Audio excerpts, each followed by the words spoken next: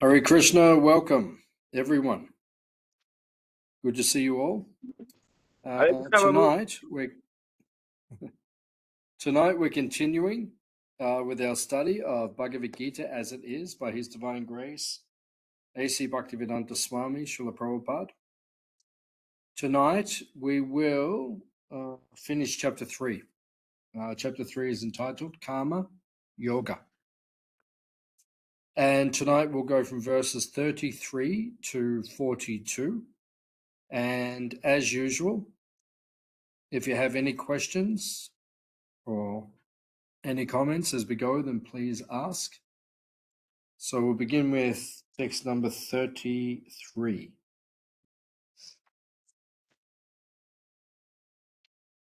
Even a man of knowledge acts according to his own nature, for everyone follows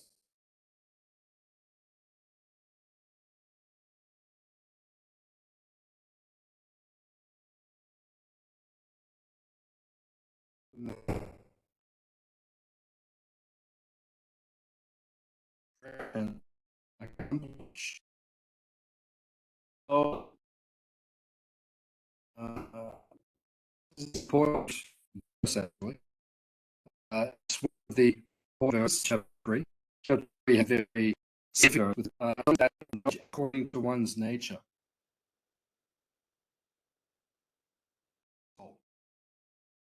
We come into this world and then we become covered by a material form, a material body. That's what the material body is temporary, right? You have female body or male body, or you have American or Australian, whatever it is. These are all temporary designations, right? This is not who we are, right? It's what we call upadhi. Upadhi means designation. We accept so many designations in this world. We're always designating ourselves according to our material calculation. You know, I'm a doctor, I'm a lawyer, all these things. These are all material designations. It's not who we are, the soul. So, as Krishna is mentioning here, everyone acts according to their nature. So because we identify with the body and with the mind, which accompanies the body, we act in a particular way, right? And that's our nature. Everyone has various natures in this world, right? Everyone has individual nature, different traits, different personality types, different characteristics, and we identify with these things, right? So this is called upadhi, or nation, and then we act according to our nature. You know, you see people all over the world, they act according to their nature. Everyone has a particular nature and everyone's acting according to it, right? But it's all based on just what we're finding or what we're identifying with in this world. It's not our eternal nature. So this is important to understand. Everyone follows the nature they've acquired from the three modes, right? This will be discussed further in the Bhagavad Gita, but the modes are being spoken about. Sattva, Rajas, and Tamas, you must be familiar with the three. Sattva, we say goodness. Rajas means passion. Tamas means darkness, ignorance. So we're a combination of the three.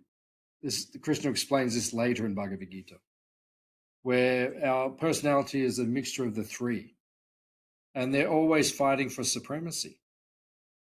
So because of our nature, we act in a particular way. Those in goodness are more peaceful. Those in passion are more active. Those tend towards dark activities. Right? So we all act according to our nature. This is called, and this chapter is called Karma Yoga. In other words, you're going to act in this world regardless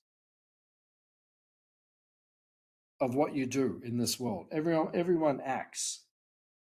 You can say, well, I'm going to live in an ashram in the Himalayas and reject society. Still, you're active. You have to do something, right? We all have to be active in this world, right?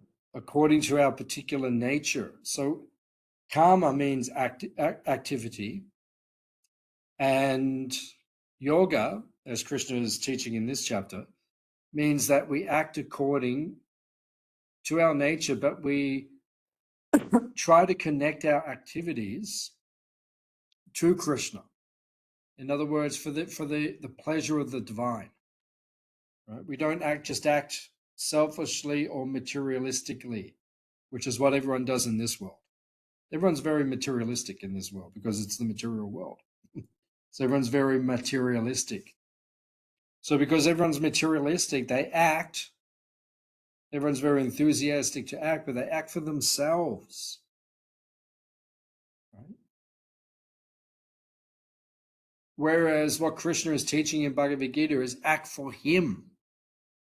This is called bhakti, which is what the main theme of the Bhagavad Gita is. Right? We act. We have to act anyway, but we connect our actions or we offer them to Krishna. So you like to study. Okay, study the Bhagavad Gita, but then teach others about Krishna. You like to farm. Okay, grow vegetables to Krishna. So many activities are there. So act according to your nature, but then offer the results to Krishna. That's the basic theme of this chapter. So Prabhupada says in the purport, in the commentary for this verse, it is better to be situated in one's position and try to attain Krishna consciousness under superior training. Krishna will mention this actually in chapter 18, at the end of the Bhagavad Gita. At the end of the Bhagavad Gita, Krishna says, you have to do your duty, because if you try to do another's duty, you won't do it properly anyway. Better to do your duty improperly than try to do another's duty perfectly. In other words, act according to your nature. Under superior training. This is an important point. In the Bhagavad Gita, in chapter 4, the next chapter, Krishna will mention the necessity, or he highly recommends, being God himself, we follow a guru, that we have gurus in our life.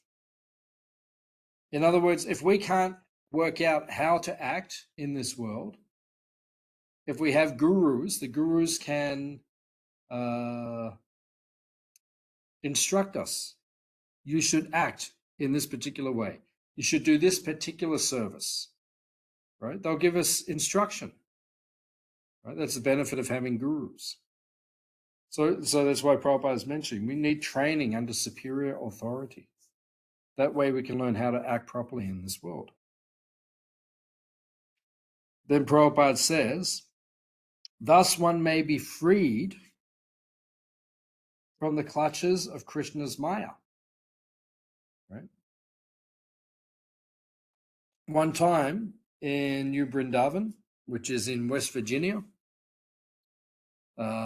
in America, in West Virginia, we have a farm. We have many farms like this. I think there's 150 or so around the world. We have many farms. So the first one was in West Virginia. It's still there, called New Brindavan. So Prabhupada, and someone asked him, they said, why is Maya so strong? Maya means this material illusion. Why is it so strong? Because we're all controlled by it. We're all acting under the influence of Maya. We're all enamored by Maya. So they said to Prabhupada, why is Maya so strong? Prabhupada said, Maya is not strong, you are not sincere.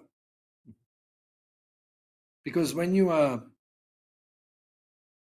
completely focused on becoming Krishna conscious or self-realized, Maya can't touch you.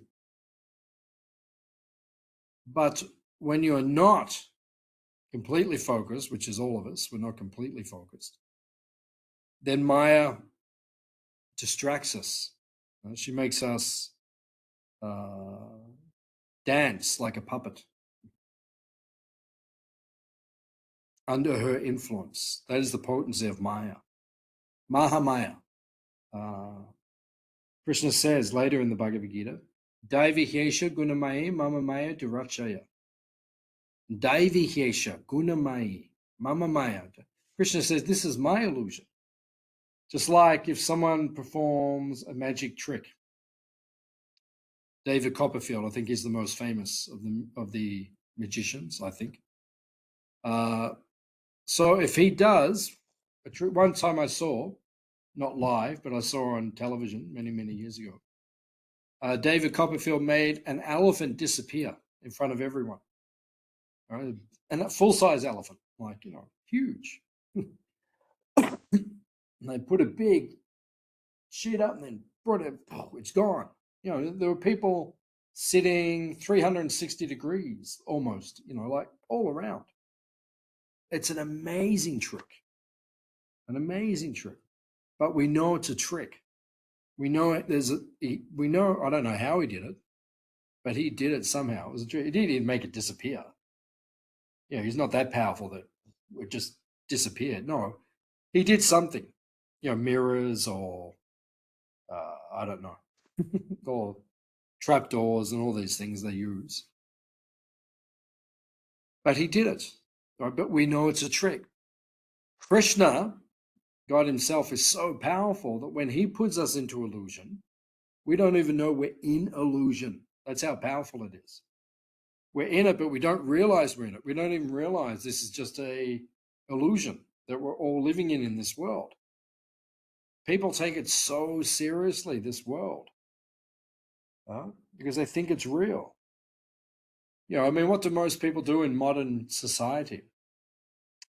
You get a job, you buy a house, you have a couple of kids,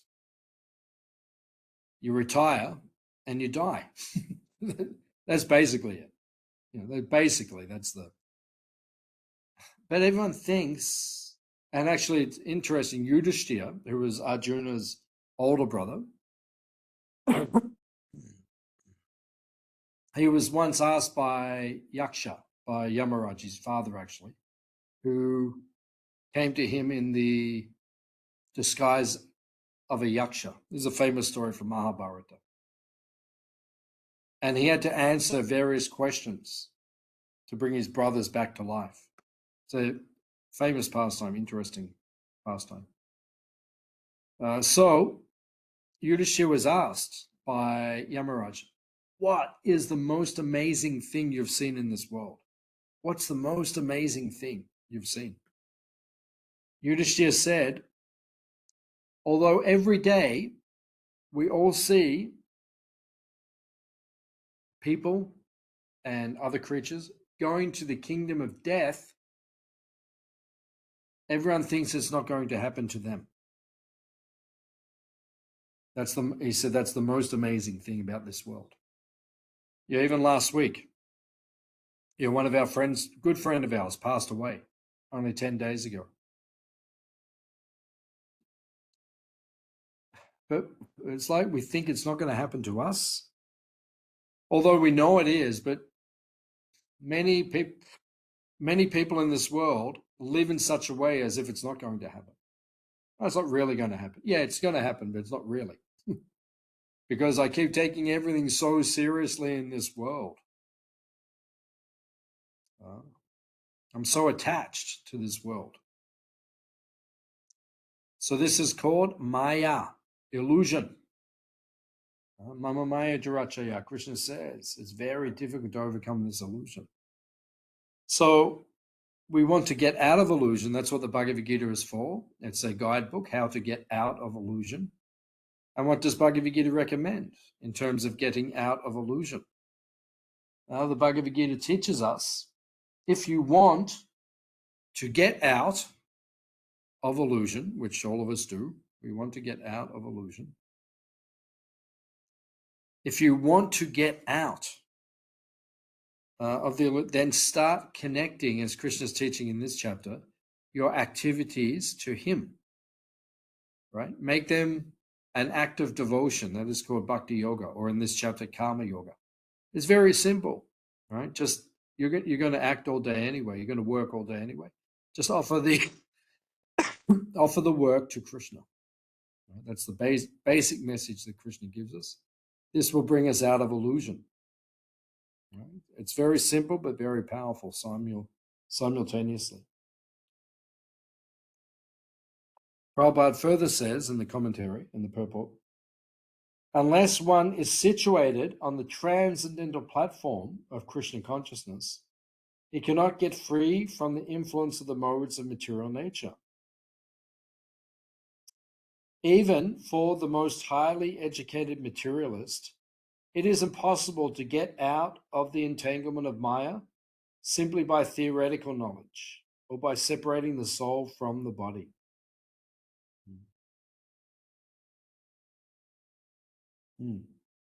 Here's an interesting point that Prabhupada makes. It's not theoretical. If you want to become Krishna conscious or self-realized, it's not theoretical. It's not just by theoretical knowledge that you'll become perfect.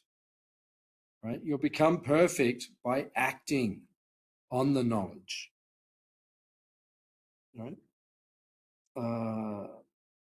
We have to begin to act. Not that we just have this knowledge, we're not the body, but then you have to actually do something from the platform of the soul, devotional activity, devotional service. Prabhupada further says, there are many so-called spiritualists who outwardly pose as advanced in the science, but inwardly or privately are completely under particular modes of nature which they are unable to surpass. Academically, one may be very learned, but because of his long association with material nature, he is in bondage. So once again, this is not theoretical knowledge. This is practical knowledge. This is spoken of by Haridas Thakur, actually Sanatana Goswami. In Chaitanya Charitamrita, he speaks about Haridas Thakur. He says, you are perfect, a perfect teacher, because you don't just speak perfectly, spiritual knowledge, but you also act perfectly. We have to have both. Right? You can say spirit, anyone can do this. You know, I'm giving a class now. It sounds very enlightened. But then you have to see tomorrow, does he actually act on what he talks about? Right? And someone who acts on what they speak, then we can understand they are an enlightened person. Right? And we see so many examples in the world. We've all seen them. People, they say one thing, but they do another. And then everyone loses faith. Right? We're seeing that right now in the world. They all say one thing, and then they do another thing. Right? Now everyone's lost faith. You know, in religious leaders, in politicians, teachers, family members, friends. Right? Someone says something to you and they do the opposite thing, you lose faith. Right? Or they act in one way, they act apparently in a good way, but then they speak all sorts of they speak in ignorant ways. So the point is that we have to act and speak cohesively. That's the sign of enlightenment. Then we know the person, just like Prabhupada, the founder of the Hare Krishna movement, who's on the seat of honor over there. His picture is there. You know, the reason we follow his teachings is because we saw that he acted and spoke in the same way. He didn't tell us to do one thing and then do the opposite. No, he did it.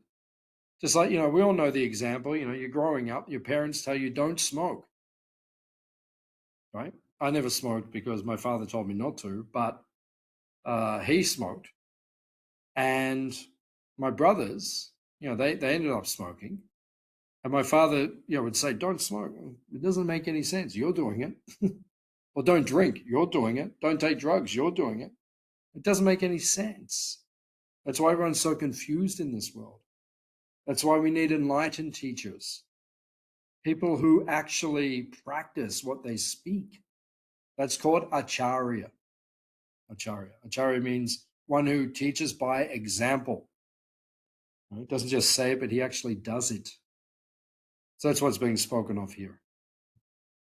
Then Prabhupada says, therefore, without being fully in Krishna consciousness, one should not give up his occupational duties. No one should suddenly give up his prescribed duties and become a so-called yogi or transcendentalist artificially. This was spoken of in the beginning of this chapter. Krishna said, do not be mitchacha. Mitchacha means pretentious. Don't be a pretender. You know, we see all over the world, I've met many people, they claim to be spiritual, but it's pretentious because, you know, as soon as you examine them a little bit, you see they're not actually up to the standard they're speaking about. Yeah, even unfortunately, you know, we found out not long ago that the Dalai Lama, he's eating fish and different things. You know, this is the world leader of Buddhism. The whole teaching of Buddha is non-violence. And then Paul McCartney, who's been a vegetarian for, I don't know, 60 years or more, you know, a long time. Yeah, he wrote to the Dalai Lama. They're the same age. They're both 82, I think. Or he wrote to the, you can see it, you can look it up on the internet. He wrote a letter to him and said, why are you eating meat? You know, what's this? And Dalai Lama wrote back. It wasn't the Dalai Lama, but someone on his behalf wrote back and said, oh, it's because of medical reasons. So Paul McCartney wrote back and said, that's not a very good explanation. That's not a very good explanation, you know. So the point is, as is being mentioned here, don't be pretentious. Don't pretend to be one thing and do another.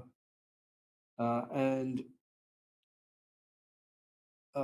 don't give up your duties, but act and connect your duties in a spiritual way to Krishna, because you must act anyway.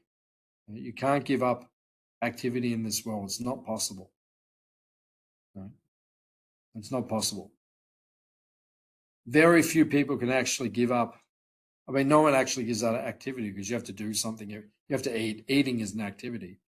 No one gives up activity entirely, but you can move to a ashram high in the Himalayas and detach yourself from society. That's possible, but most of us won't last long. Most of us won't last long. You know, just like the Buddhists do vipassana, silent retreats, 10 days, silence. I've spoken to a number of people who've done it. It's very good for many people because many people need to do it. They need to stop talking because everyone talks material things. So it's good for many people. It's also very good because it makes you face your mind, which is also very good for many people.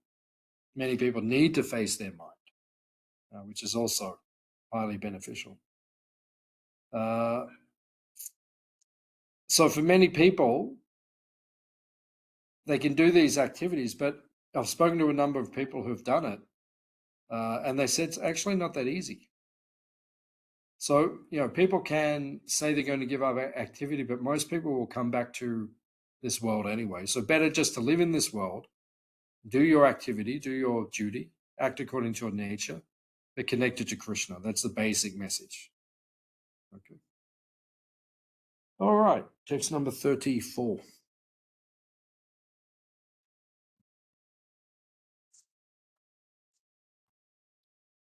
There are principles to regulate attachment and aversion pertaining to the senses and their objects. One should not come under the control of such attachment and aversion because they are stumbling blocks on the path of self-realization. So this is a very interesting subject matter which Krishna is bringing up here. Raga and dvesha.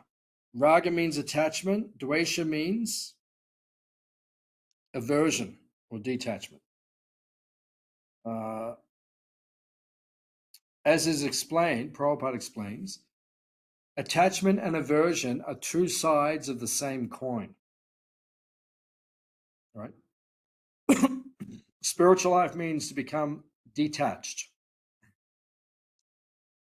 which is good. We should become detached from this world.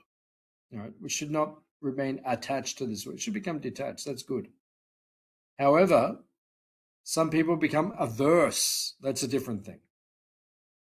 Not just that they're detached from this world, they become averse. Like, I don't, they become like with women, for example. I was a monk for 8 years, right? So I lived as a monk for 8 years. So it means we were celibate.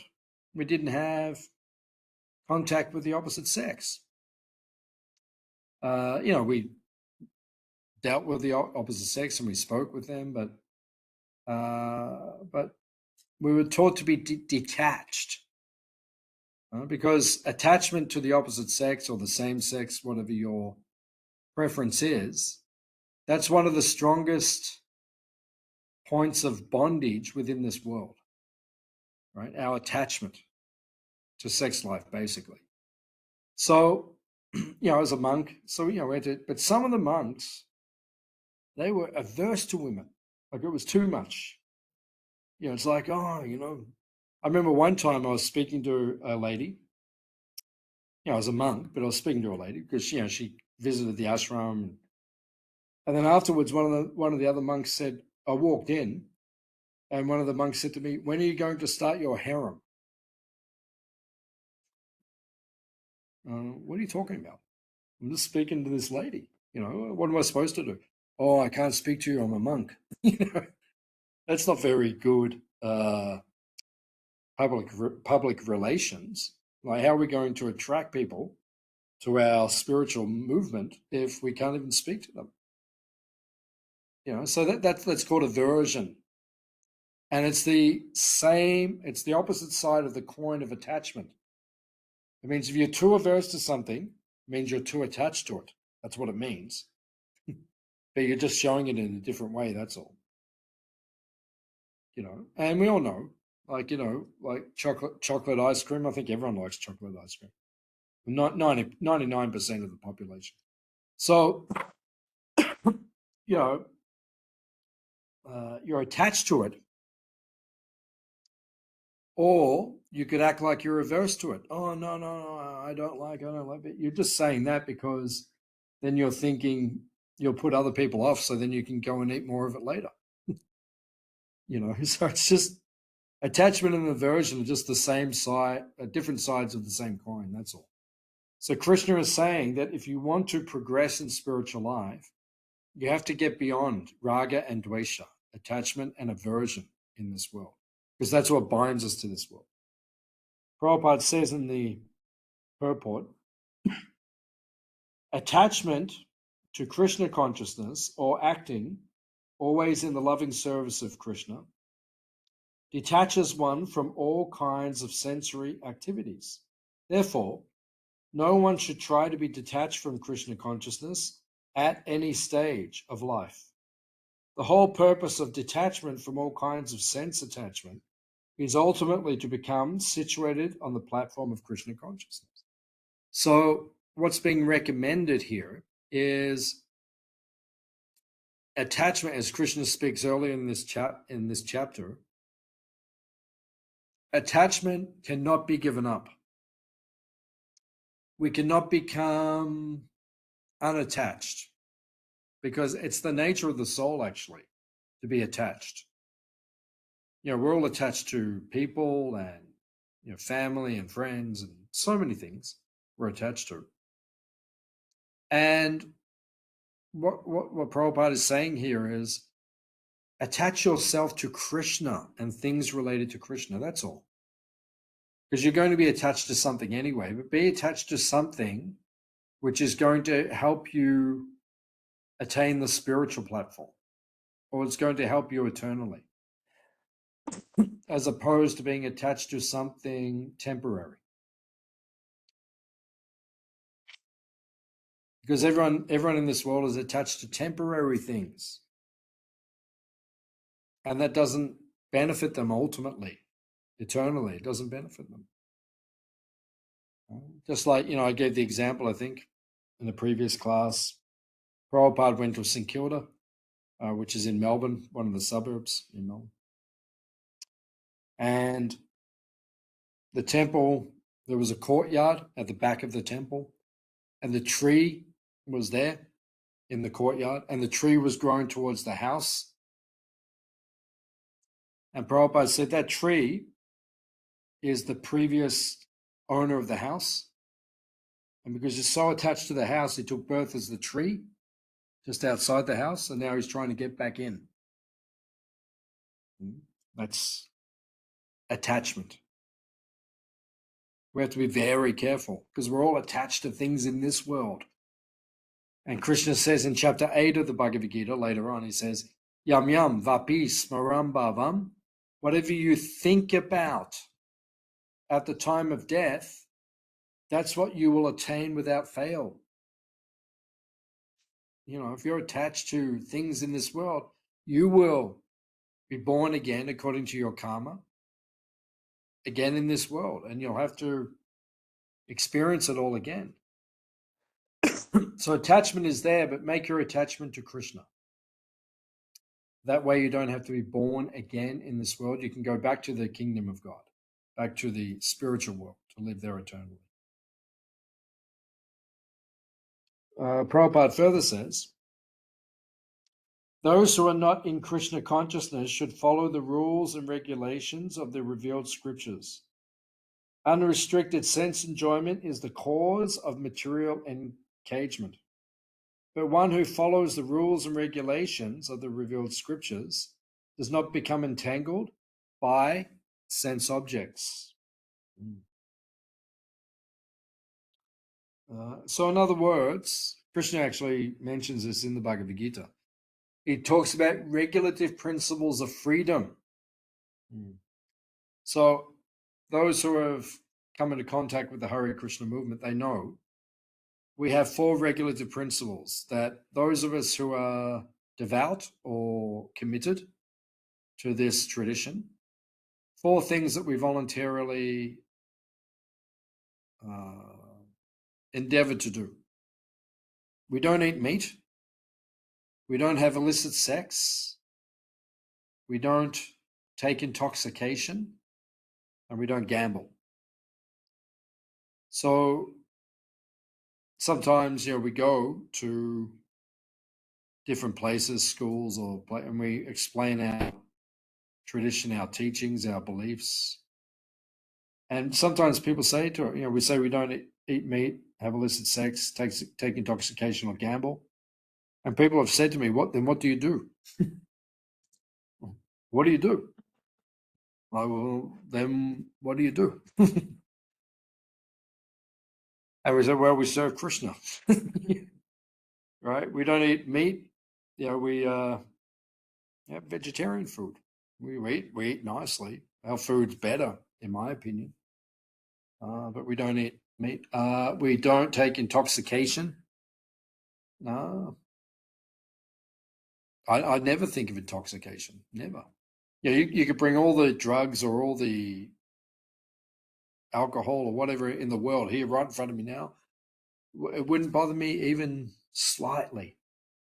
Right? So it just, there's no attachment to these kind of things. Right? Illicit sex.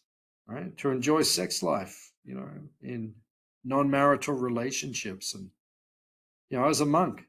So these things are just not attractive once you experience a higher pleasure in spiritual life. Param drishtva nivartate.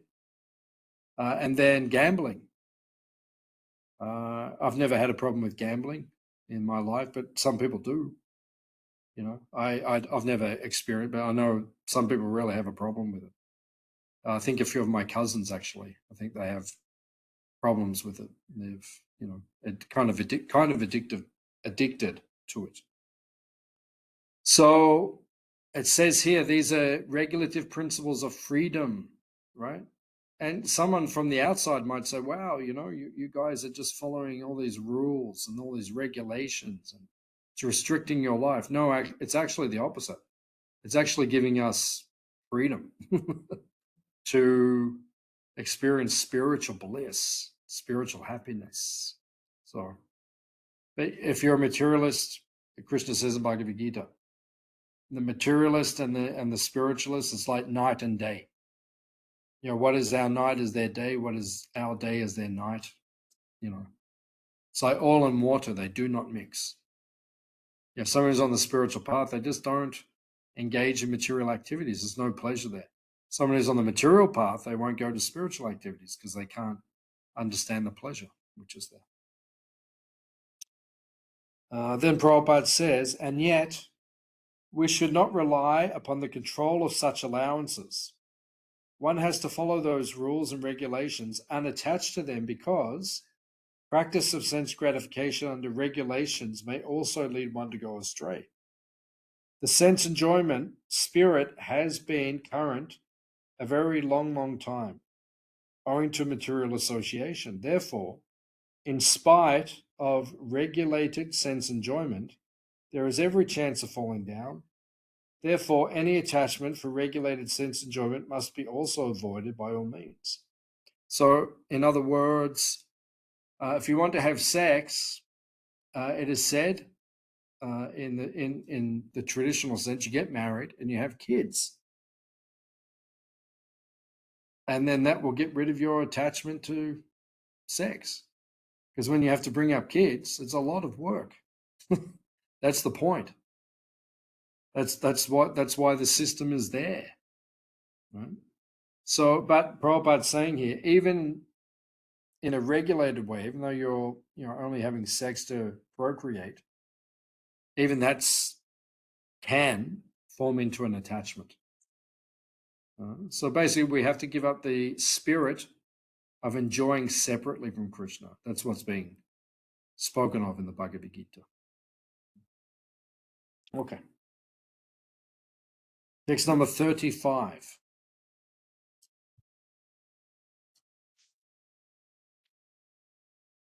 It is far better to discharge one's prescribed duties, even though faultily, than another duties perfectly. Destruction in the course of performing one's own duty is better than engaging in another's duties, for to follow another's path is dangerous. Prabhupada says, when one is under the spell of the modes of material nature, one should follow the prescribed rules for his particular situation and should not imitate others. At the same time, he must have a full sense of Krishna consciousness. Everyone has to cleanse his heart by a gradual process, not abruptly.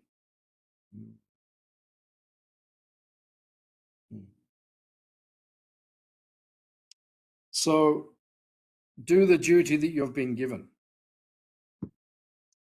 Sometimes in this world, we look at another person's position in life and the service they do for Krishna, and we think, oh, I want to do what they do. But maybe you don't have the qualification to do what they do. Therefore, you should do what you have been given in this world, what you're meant to do in this world. That's what you should focus upon. And understand that it's a gradual process of purification. It will take time to get purified. It will take time to become enlightened. All right, so just practice the path that you've been given, act according to your nature in this world, right? And gradually become self-realized over time. You can't force it prematurely. I think I've mentioned to you in some of the previous classes, when I became a monk, I mean, you make progress quickly because you're so focused. But I think I said to you that I remember thinking at one point, I'm going to be enlightened within 2 years. So I just felt like I was making so much progress. And now I've been doing it for like 35 years, and I realize I'm not even close to the goal of becoming enlightened. But in the beginning, you think, oh, wow, I'm making so much progress. I'm going to be a master, within no time. But then you realize the longer you practice, the more you realize that, no, you've got a long way to go. So in other words, it's a gradual process, and you have to be committed. It's actually a lifelong process. That's something that many people miss. They don't understand this, and I say this to people all. This is a lifelong commitment. You're not going to get enlightened quickly or easily.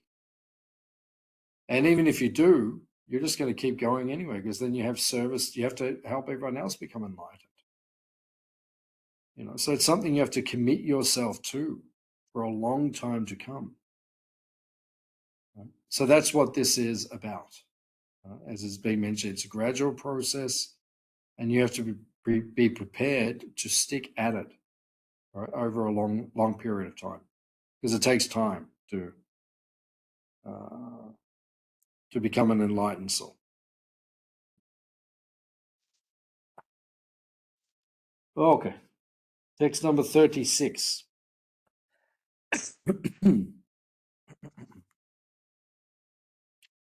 Arjuna said, this is interesting actually. The final part of this chapter is very relevant to everyone in this world. Right? I often, sometimes if I'm doing seminars for people who are just beginning, I speak on this section, these verses, which will finish this chapter. It's very relevant to all of us, what's being mentioned. Arjuna said, O descendant of Vrishni, by what is one impelled to sinful acts, even unwillingly, as if engaged by force?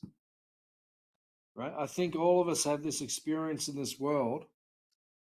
Sometimes in life, there's something that you shouldn't do, but you go ahead and do it anyway. Have you had that experience? Yeah. I think that's 100%. I think if anyone says they haven't done that, they're lying, or they're very progressed spiritually. But I think for the rest of us, we've all done this, right? You shouldn't do something, and there's a little voice in your heart. When your heart beats real fast, when you're doing something wrong, and your heart goes boom, boom, boom. That's God. Or what we call Paramatma in Bhagavad Gita. Paramatma means super soul, because he's in our heart. The reason it's doing that is because you're in your heart. Your soul is situated here, and Paramatma is there also. It says in Swadhisvara Upanishad, it's like two birds sitting on a branch, sitting next to each other. So Krishna's here and we're here. That's why we know we're here. We know that's where the soul is. And Krishna's also there.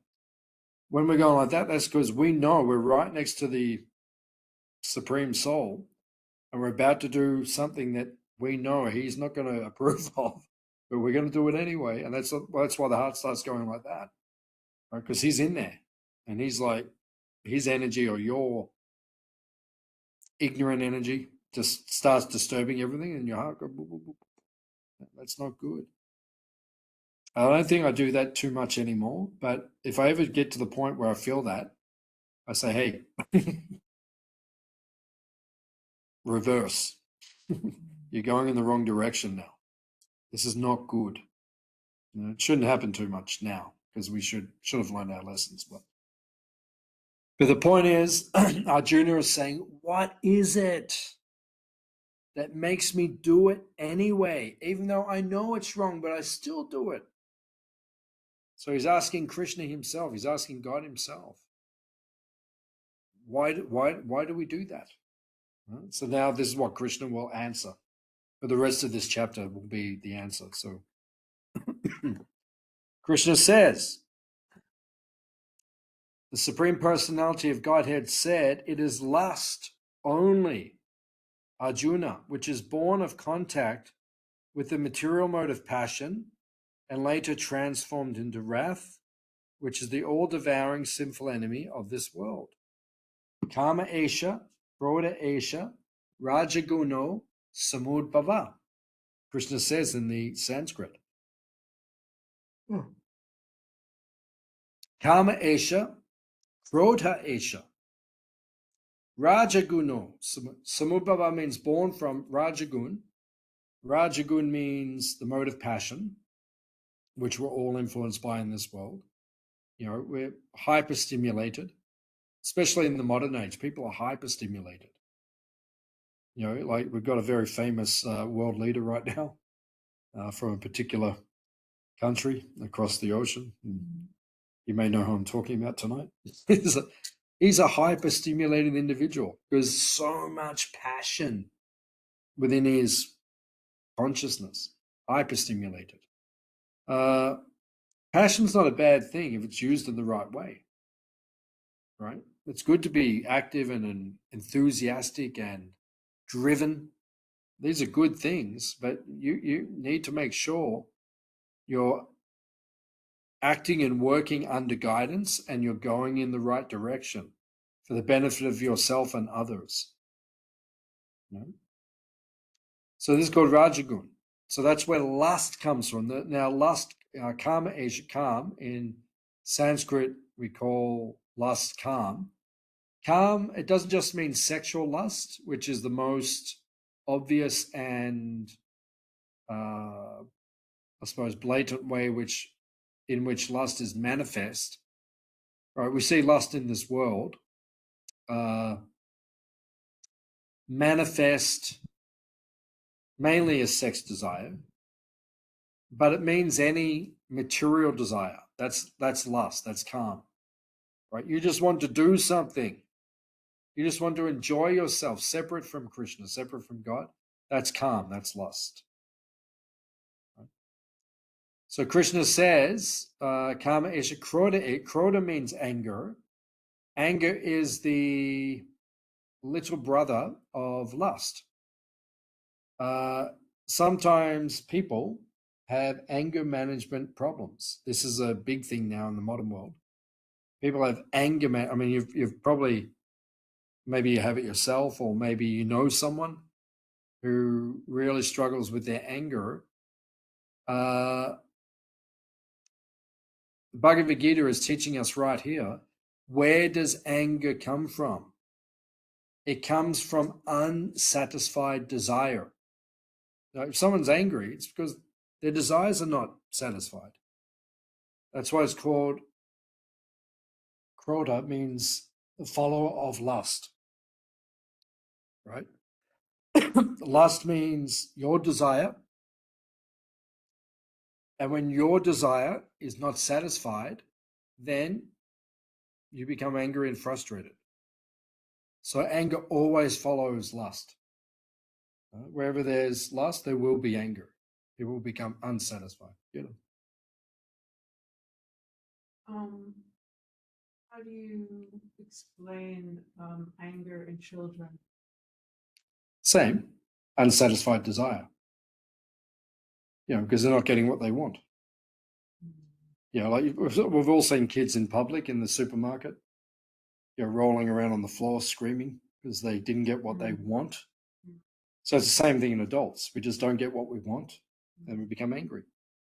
And in kids, it's just the same thing. It's just easy to see because they're more simple-hearted. But it's the same thing, same principle. If a kid's angry, it just means he's not getting what he wants, that's all. So now Krishna gives a very basic explanation. Arjuna says, why is it I do things I know I shouldn't do? Krishna says, lust, material desire, material consciousness.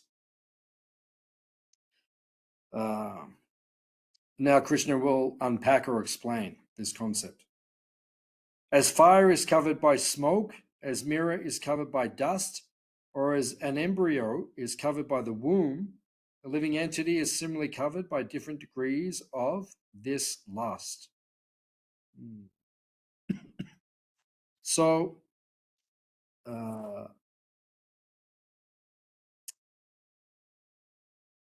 we are all covered by different layers, or different, you could say, levels of this lust. Right? All of us have different levels. We just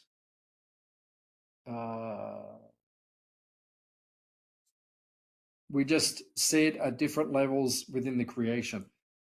If someone becomes too lusty, just like it says, like when the child is within the embryo, like you can't see the child inside the mother's womb. You can't see it. So it's completely covered. That's like being born as a plant or like an animal. What are the plants? What are the animals? They're humans, but they're too lusty or too material, had too much material desire. So then, okay, become an animal. You're going to act like an animal, become an animal. I've seen it myself. One time I was driving many years ago. I went past a pig truck. You know, all the pigs are in the back of the truck being taken to the abattoir. Right? So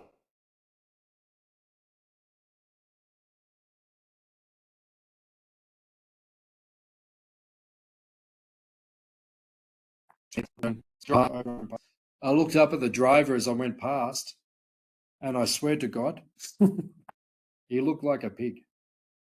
And it was so obvious to me that because as a human, he's not acting like a human.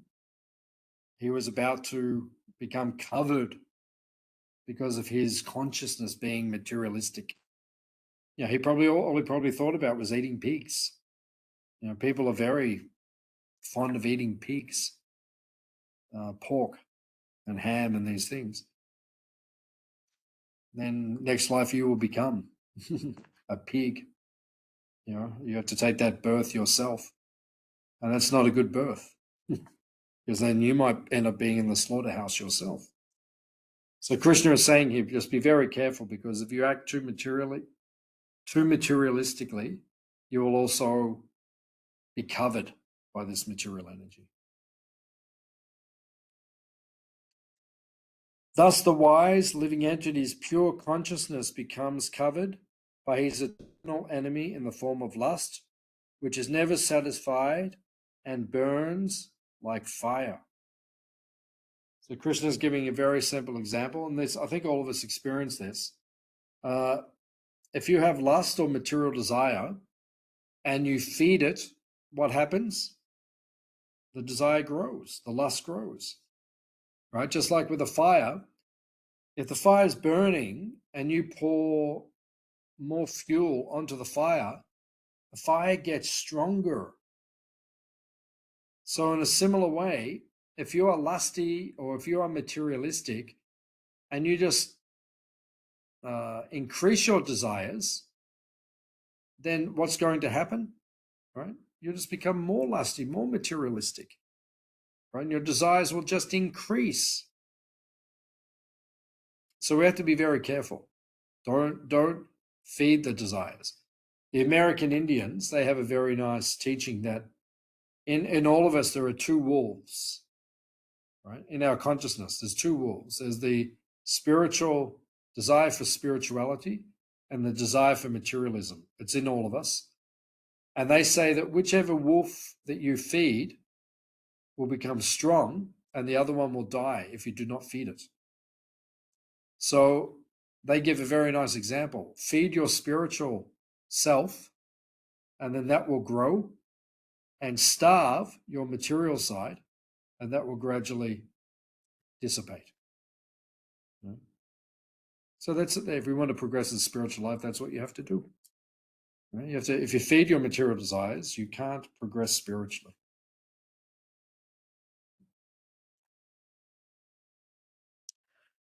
Text number 40. The senses, the mind, and the intelligence are the sitting places of this lust. Through them, lust covers the real knowledge of the living entity and bewilders him. Prabhupada explains in the purport that the capital of lust is the intelligence, right? Because the mind is lusty, the senses are lusty, but the intelligence has to work out how to fulfill our lusty desires. Therefore, the intelligence is said to be the capital of lust, right? Where does our lust ultimately lie? We have to, like, if you want to win a war, you have to attack the capital of the opposing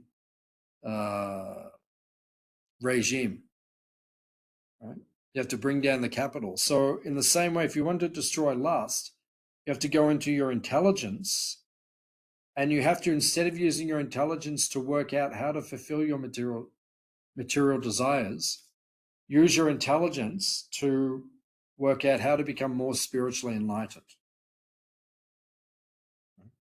So once again, you have to focus on building your intelligence, not feeding the material side of your intelligence. Therefore, O Arjuna, best of the Bharatas, in the very beginning curb this great symbol of sin, lust, by regulating the senses, and slay this destroyer of knowledge and self-realization. So Krishna gives these two very practical and important instructions when it comes to overcoming our lust. The first is make your intelligence strong, right? So that it doesn't succumb to material desires. How do you make your intelligence strong? Just like what we're doing right now. You study spiritual teachings. That's why we're doing what we're doing now. It makes our intelligence strong so that we don't deviate and we don't become materialistic in our consciousness. And secondly, regulate your senses. In other words, control your senses, right? Regulate them, right? Don't let the senses control you. You know, if you look at the modern world, everyone is under the control of their senses, right? They just want to touch and taste and see and hear and smell, right? Anything that they want for their own enjoyment. And if you let your senses dominate you like this, you will suffer. But if you control your senses, you will also become you'll become self-satisfied. But you have to regulate your senses, bring them under control.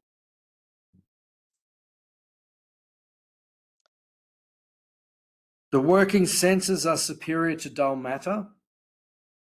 Mind is higher than the senses. Intelligence is still higher than the mind. And he, the soul, is even higher than the intelligence. So this is the hierarchy. The soul should be in charge. What happens these days is that everyone forgets they're the soul and the senses become in charge.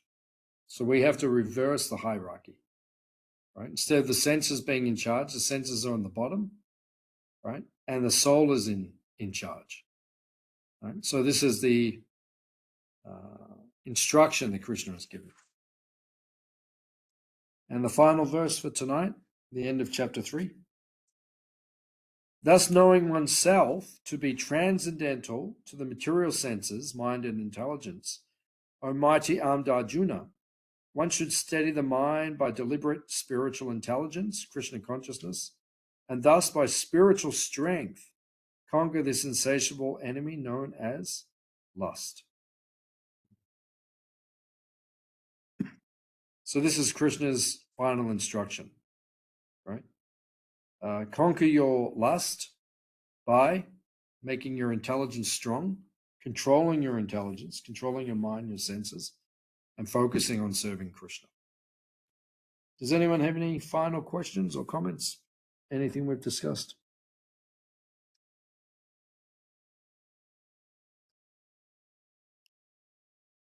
Okay, thank you all for coming, and we will see you next week.